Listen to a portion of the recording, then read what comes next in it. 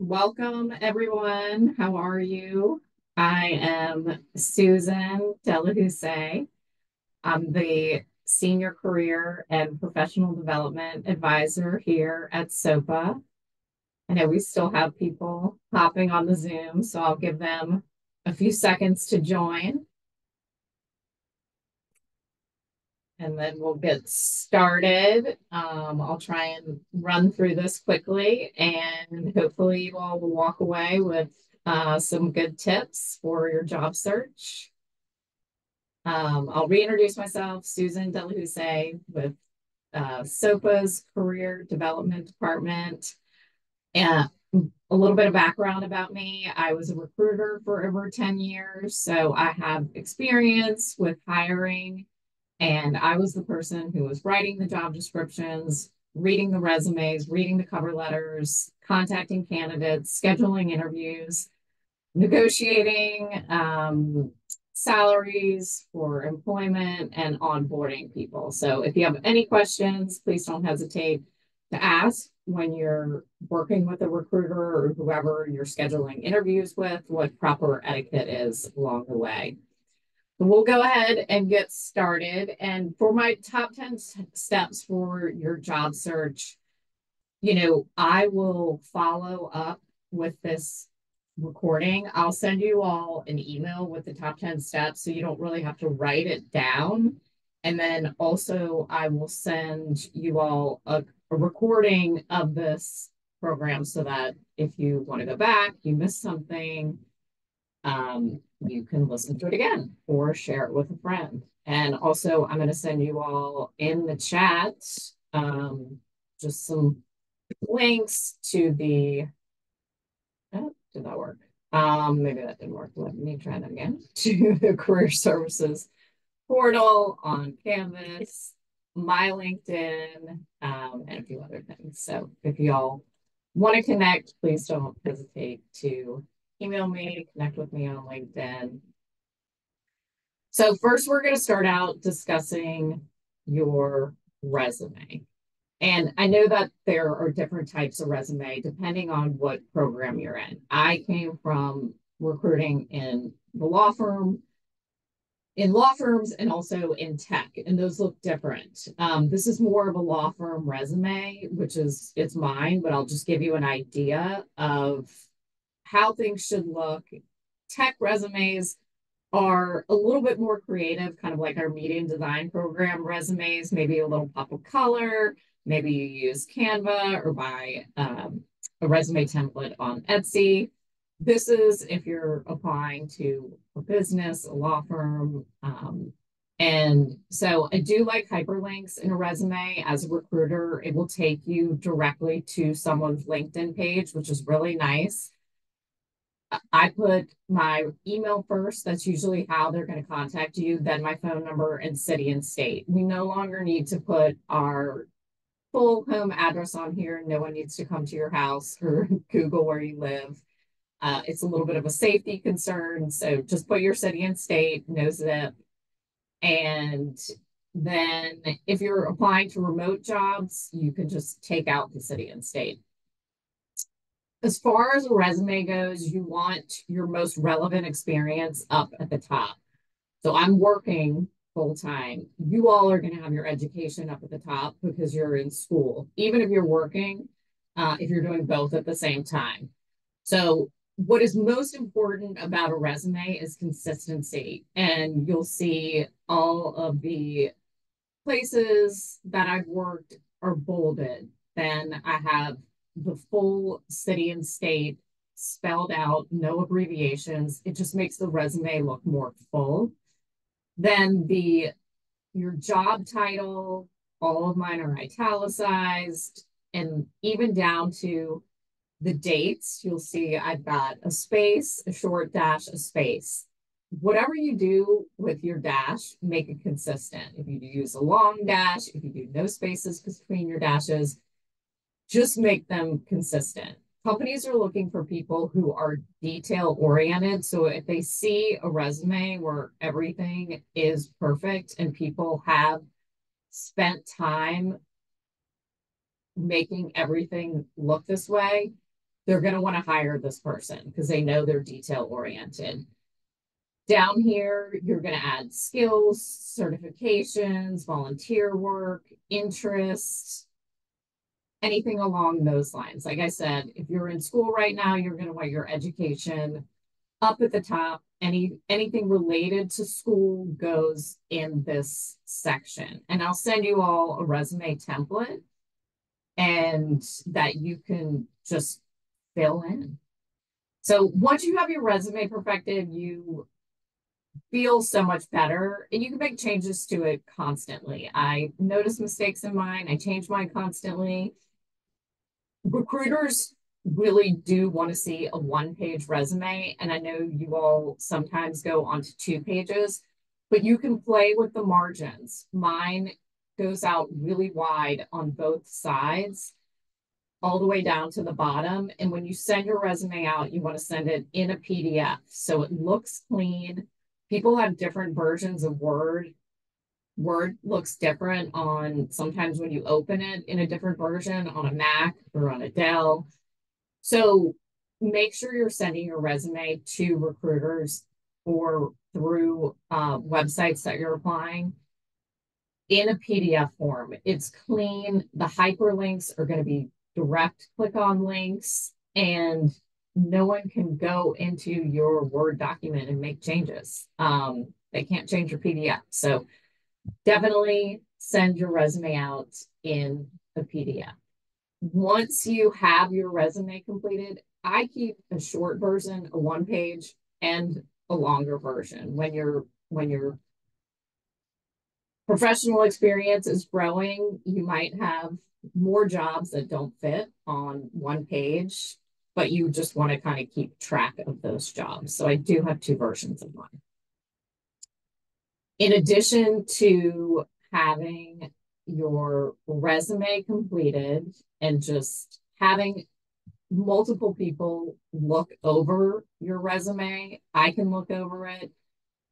Multiple eyes are good because other people will catch mistakes. So just make sure you're having your career advisor look at it, a friend, a family member. Regarding cover letters are not that scary. And studies show that recruiters look at cover letters for 5 to 7 seconds.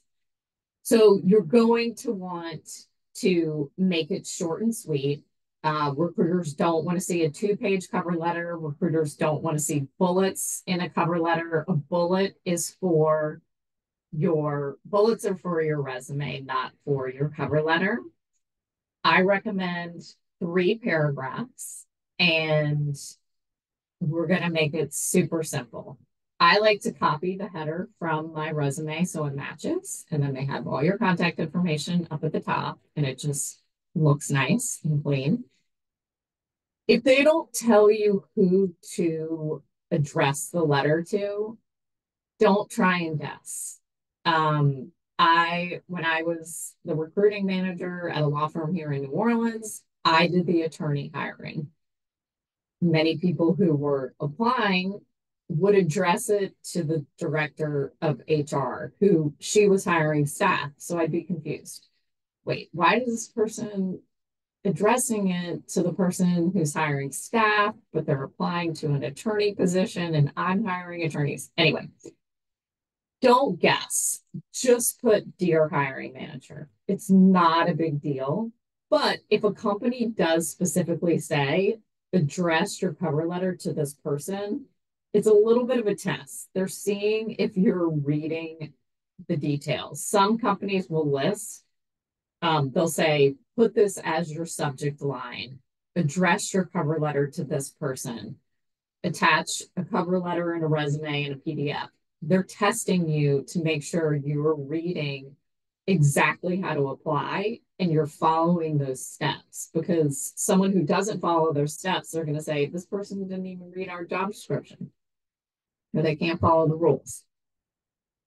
I always save a sample cover letter that I typically reuse and may make some tweaks to it when I'm sending it out, but potentially I could reuse the same cover letter applying for similar positions.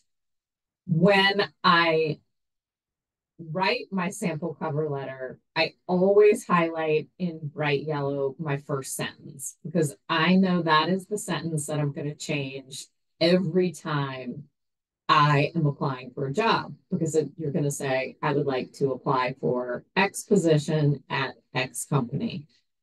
So you want to make that stand out so you know that you have to change that sentence every time. I can't tell you how many times in my career I received cover letters and someone attached a cover letter. Let's say I was working at Phelps Dunbar and they would say, I would like to apply for a position at Jones Walker. And that's okay. We knew that they were a big competitor oftentimes, but some attorneys would say that's sloppy. We're not interviewing them. Be very careful when you're sending out your cover letter to not make that mistake. And we all make mistakes, which is why I recommend that you do not put the title of the job or the name of the company elsewhere in the cover letter. All you need to do is put it in that first sentence. You're letting the recruiter know immediately what you're applying for. And if the office has multiple cities, let them know what city. When I was recruiting at law firms, we had multiple offices. We might have had a litigation associate position open in New Orleans and Mobile. So please let the recruiter know what city you're applying to. Then in that first paragraph, you want to be sure to mention any geographic ties to the area. I am from New Orleans, so I make sure when I'm writing my cover letter, if I'm applying to an organization in New Orleans, I say I was born and raised in New Orleans. I'm committed to living here in the city.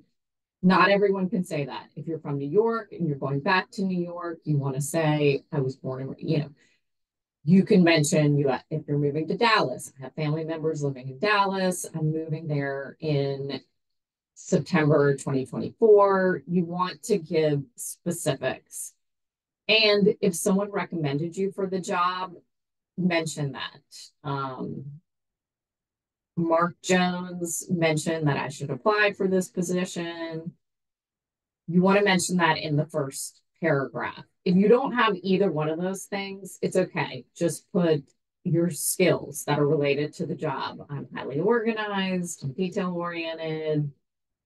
You can write a few sentences about your attributes there. This second paragraph is really about who you currently are. They don't want you to rewrite your entire resume. So this is where you sell yourself. You take highlights from your resume that are relevant to the job that you're applying for. So you'll say, currently, I'm a student at Tulane University studying this. While in school, I work here. And then you want to, explain your work qualifications, or if it's your school qualifications, any relevant coursework or work that you've done that relates to this job.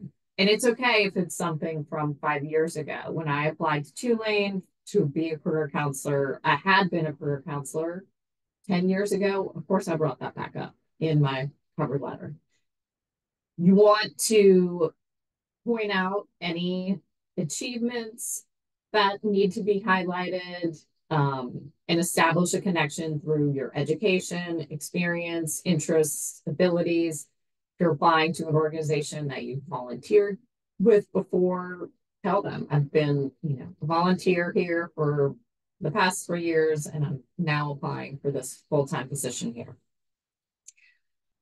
This third paragraph is so basic. You can just say, thank you for your time and consideration. I hope to have the opportunity to meet with you to discuss my candidacy. That's it. Cover letters, people are intimidated by them, but I promise you a recruiter does not want to see a novel because they're not going to read it. They just want to see keywords that stand out to them because they really do glaze over a cover letter. They look more at the resume, and it's easier to look at a resume because it's got different sections that stand out: experience, education, and then things are bolded and italicized. So, a cover letter doesn't have all that. And you just want to make it short and sweet, and definitely spell check, have someone read over it, send it through Grammarly or have ChatGPT check it, and for any mistakes. The next thing is LinkedIn. And I know that not everyone wants to be on social media, but if you are on LinkedIn, it's it's better to have a LinkedIn profile that is complete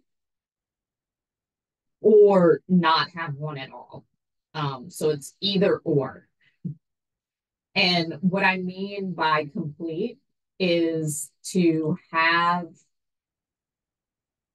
a background photo and have a professional headshot and have an opening line right here, and go through all of these profile sections and make sure everything is up to date.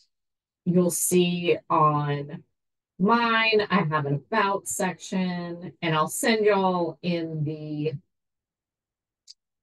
email. There is a website called Cool Symbol where you can go and get some symbols to add to your LinkedIn profile. You can also do a font changer, bold things. On LinkedIn, you don't have the opportunity to change the font or to bold things or to add little, emojis or whatever, arrows, stars. So I go to Cool Symbol, take a few things from here, and kind of make my LinkedIn stand out a little bit more. It's fun. And then, I'm not creating posts on LinkedIn. It's okay. I repost things, but I'm active on here. I'll comment if I see someone, a friend got a new job or a promotion, I'll tell them congrats. It's just so you come up in their feed. Under my experience, I just have my titles and my dates. I didn't put all my bullets on here. I don't feel like anyone wants to really read all my bullets, so I just save those for my resume. It's a personal preference. So you make it however you want it. And we do have LinkedIn Learning for free at Tulane University. So take advantage of that. I've taken some LinkedIn Learning courses, and you can add those to your profile. I'll send you the link to sign up for LinkedIn Learning if you don't have it. The skills section, the AI will, just based on your profile, will choose some skills for you so you can easily add them. In this skills section, these top 2 skills are what are going to show on your page. So whatever you want to show on your page, you can move it around. If I want resume writing at the top, I can move it to the top. So you can reorder these, add a bunch of skills. Recruiters are looking to hire people on LinkedIn on the back end. So algorithms are showing them keywords that come up. And I've had recruiters reach out to me on LinkedIn and ask me if I'm interested in applying for positions. The more you are active and the more words you have on here, the more you're going to show up for a recruiter. Some companies just hire through LinkedIn. And so try to fill it out. I follow a lot of companies that I think would be pertinent to the programs we have at SOPA. You can look at my list and say, oh, you know what? I'm interested in working for the Department of Homeland Security. You just click on this button here and you follow it too. I recommend you look at other people's profiles. And this is a woman who I've seen on LinkedIn a lot, who's a professional career coach. So I get ideas from her profile and she makes her own posts, but it's fun to look at someone's profile who you admire and see what they're doing and get ideas from it.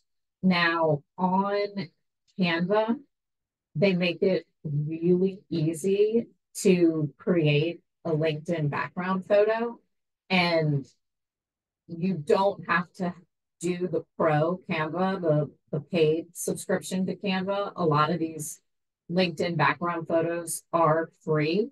The ones with the little crowns you have to pay for, it's a little bit of an upgrade, but you'll see a lot of these LinkedIn background photos are for no charge. So you can just use one of these. And of course, these are all, you can play with it.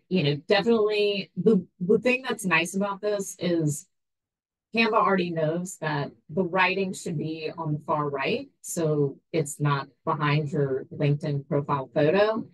And so you'll see that on my, I made this on Canva, and you can play around with it, change the color scheme. I change my background photo all the time. I think it's kind of fun, but it just looks like you've spent some time on your profile and that it's complete if you have an updated background photo. You've added some symbols in here. You've updated most of the sections. They added a section on here they're always adding sections. So definitely take a look. Where you can add courses, which is really cool. You can add, classes that you've taken at Tulane. So that can be helpful if recruiters are looking for you on LinkedIn. Their jobs tab is awesome. If you are well, you can look for a job, and AI is already picking out jobs based on my profile. These are jobs that I haven't even searched, but these are jobs that they've picked out for me. And then their interview prep tab is amazing. These are all the typical interview questions over here on this sidebar. And these are the common interview questions. You can even video yourself answering these questions and send them to a friend, a family member. You can send them to me and get feedback on them, which this is not part of the LinkedIn premium feature. This is part of the free LinkedIn features. So LinkedIn does a really good job helping you find a job and also helping you with networking. And a really great, I follow tons of companies, and hopefully a good example will show up on here, but many companies are posting their job openings on LinkedIn. And and I know they're often posting job openings, but anyway, whatever you're following is going to show up in your feed. Here we go. I have a great example of journalism job openings.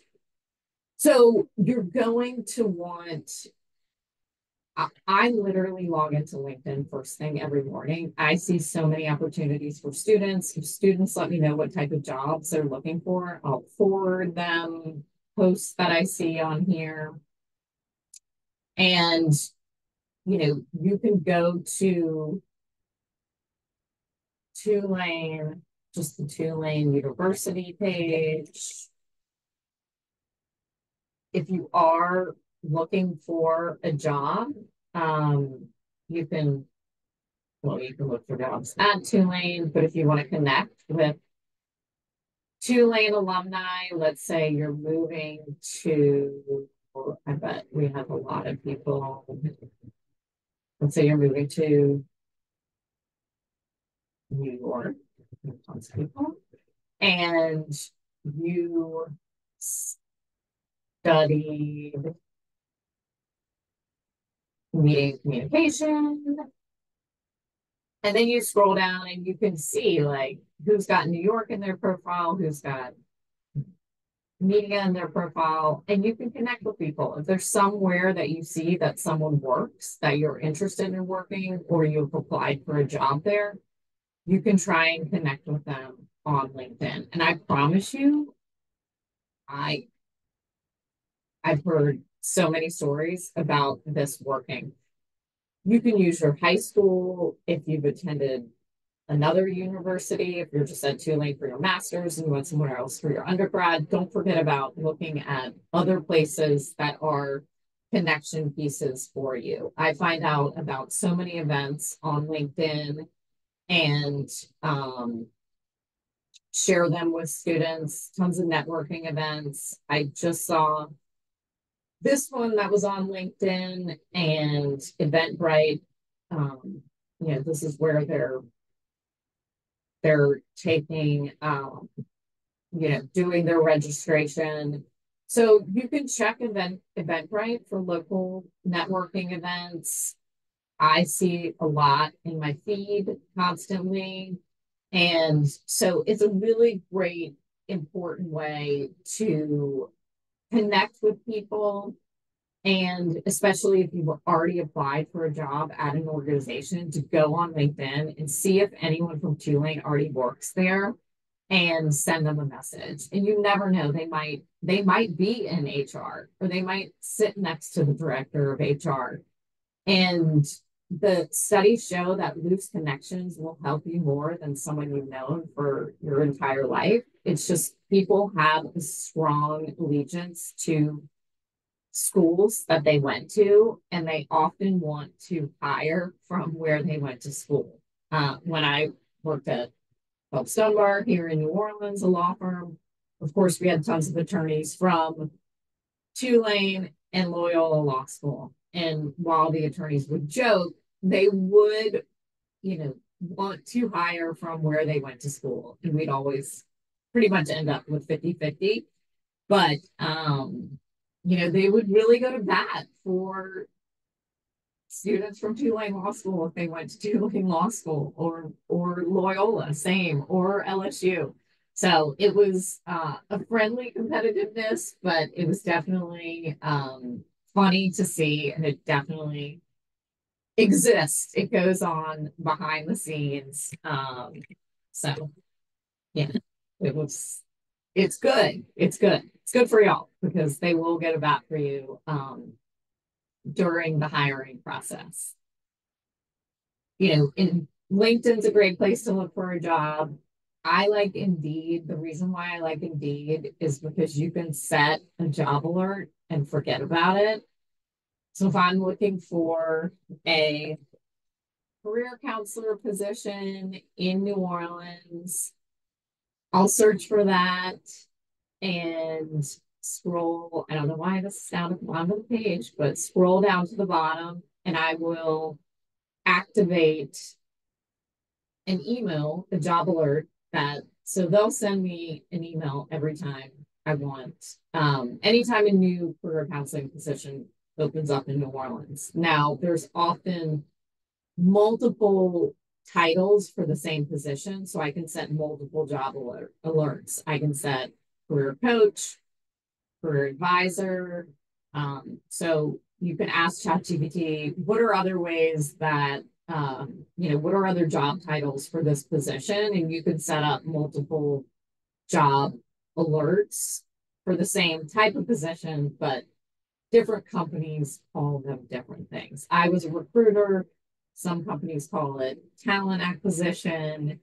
So there's just multiple ways.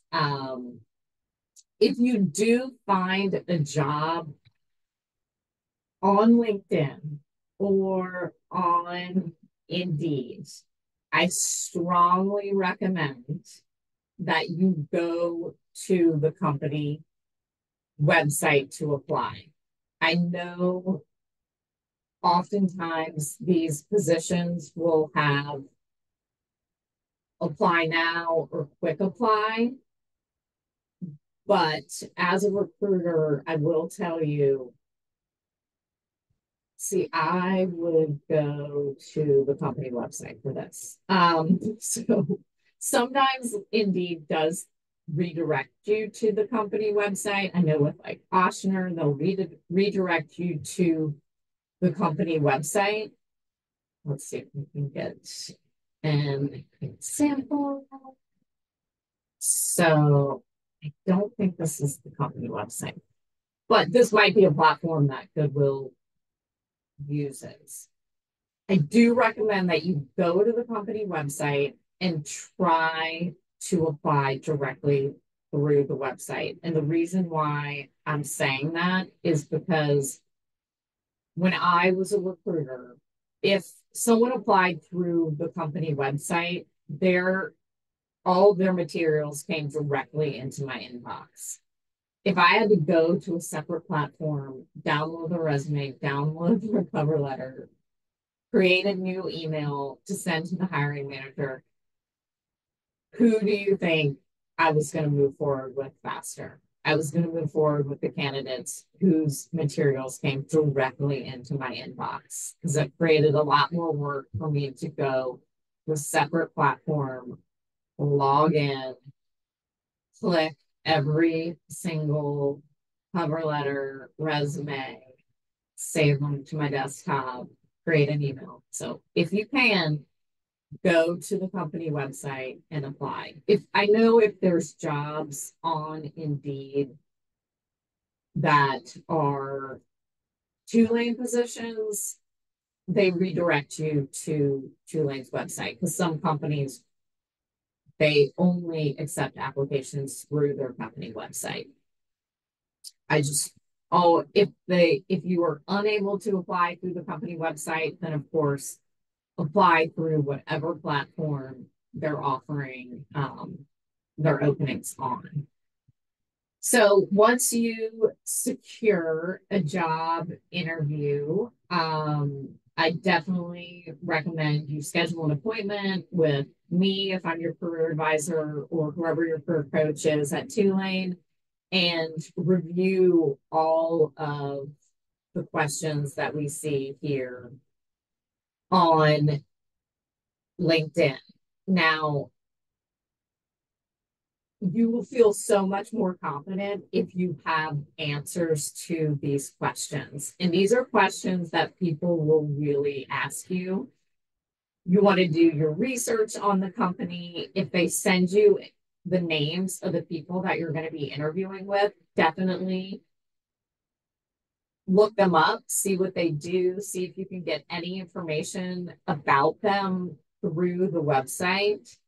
If you were interviewing with me, you could go to Tulane's website and find out a little bit about me. And, maybe your mom went to University of Alabama, or maybe you love listening to podcasts. And anything that you can find a personal connection with someone about. When I interviewed at Tulane, the dean at the time, there was something on the Tulane website about her hosting dinners at her house for students. And I brought that up in the interview and she just lit up. She was like, oh my gosh, yes. I love having students over to my house. And then she went on and on and on and we talked about it. So anything that you can find out about them through their professional website, you don't want to go to their Facebook or their Instagram or any other social media like that. Also, on that note, make sure your social media is hidden. I have been in situations where people's haven't been hidden and other people, people who are hiring, people Google them and they've complained to me about photos of people that were on Instagram. There's just an easy way to do that. Just hide all that from the public. Don't leave your accounts open, because when you are being interviewed, that was part, I had probably a 5-page checklist before even getting to the interview process with the candidate. And one of them was to check all their social media sites. So just be super careful about what you're posting, because companies are looking. You are an extension of their brand when you do get hired by them. So just just so you know, they are definitely looking, and it was a big part of my process when I was hiring.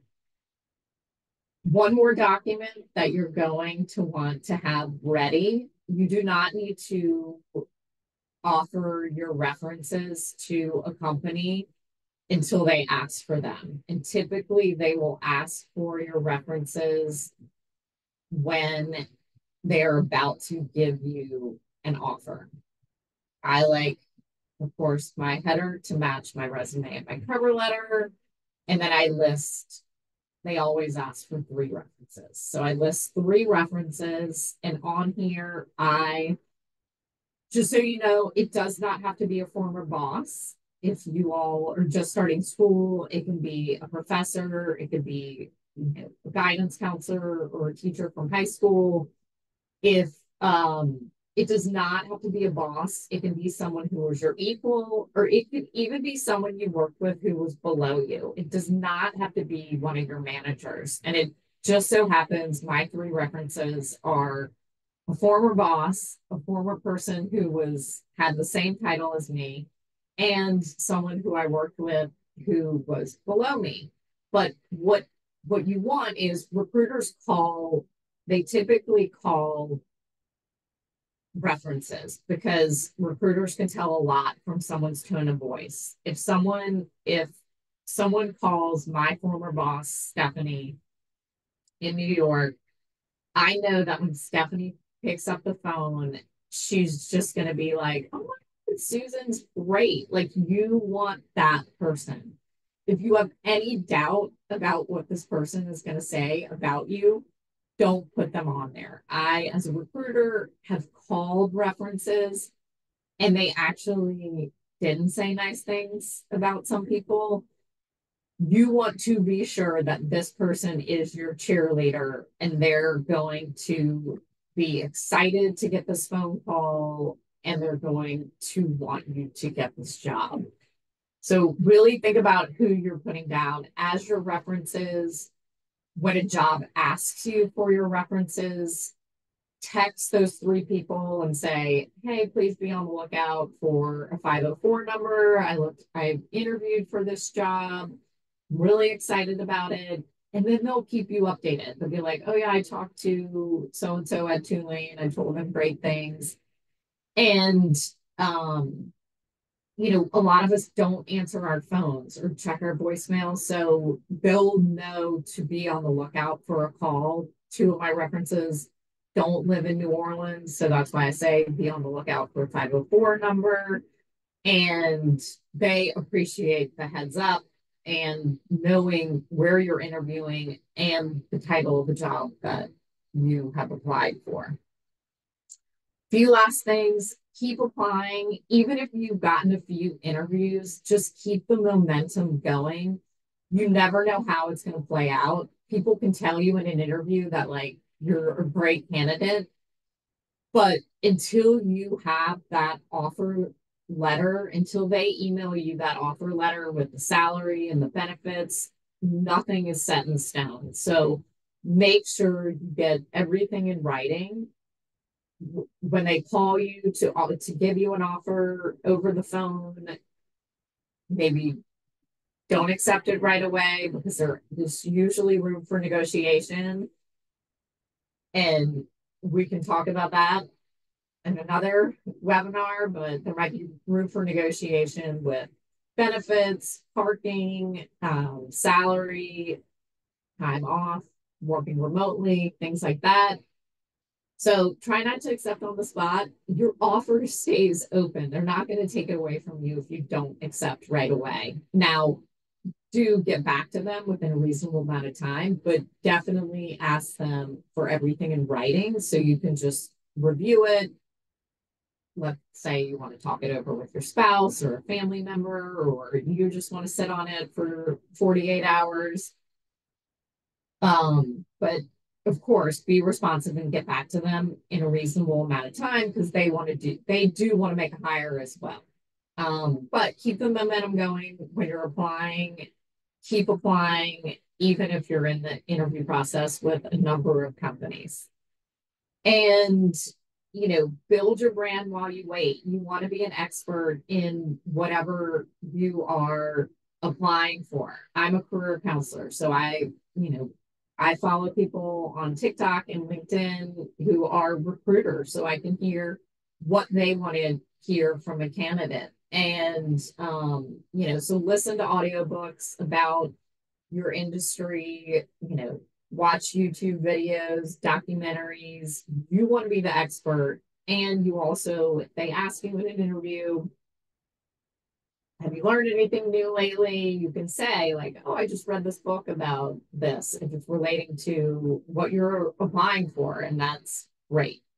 Last thing I'll leave you with, and we'll get out of here early, is the most important thing is to be responsive. A recruiter does not want to have to follow up with you.